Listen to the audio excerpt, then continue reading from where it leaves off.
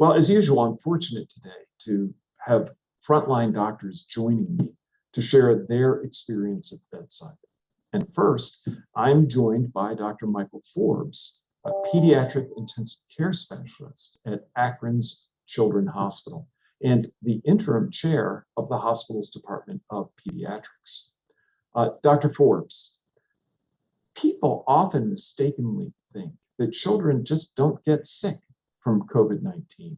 At Akron Children's, you've treated dozens of children with the rare but serious multisystem inflammatory syndrome of children, also known as MIS-C.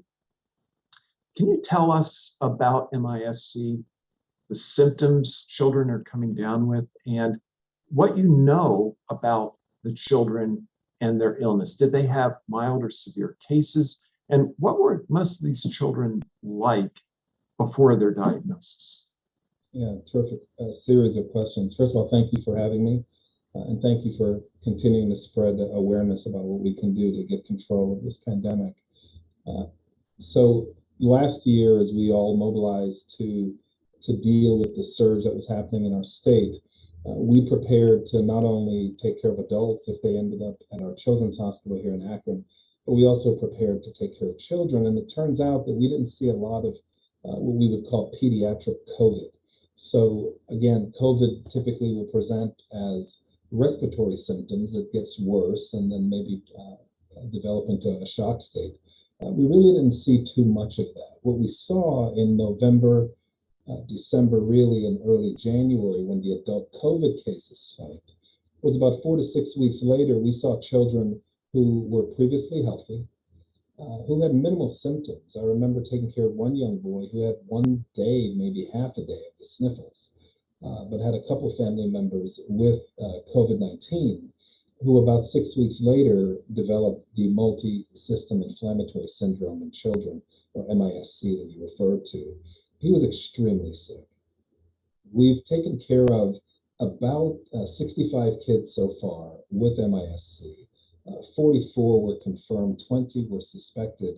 And so overall, we're still seeing this syndrome. It reminded all of us last year that we were of a condition that we see also rare called Kawasaki's disease. And Kawasaki syndrome is, again, mysterious in its origin, but the hallmark of it is the immune system really seems to go haywire. And there is multiple organ system dysfunction and failure as a result of not necessarily the bug that triggered it, but your own immune system really activates what looks like a self-destruct sequence. MIS-C looks just like that. And so while we initially thought we were dealing with a bad case of Kawasaki's, there were so many of these children with either the epidemiologic background, being exposed to COVID or actually having COVID, who were just incredibly sick. Roughly about a half end up in the ICU for us, primarily because, frankly, it's a brand new disease. We've never seen it before. We wanted to be really careful. And so we were on the lookout. And many of these kids presented with either cold symptoms, fever, diarrhea, with abdominal pain, and then very rapidly turned into multiple organ system failure due to really a hyper-inflammatory response to COVID. And so once we got a handle on it, I have to give a shout out to one of our cardiologists, Dr. Ira Taub, who had the presence of mind to say, we've never seen anything like this before in history. And so while New York and folks in California were giving reports about MIS-C, he had the presence of mind to build a local database. And so we have that data, we're learning from that. And I think it's really helped us to raise awareness about what it looks like, because it sometimes masquerades as something else. And the earlier you recognize it, the earlier you treat it, the better the kids do.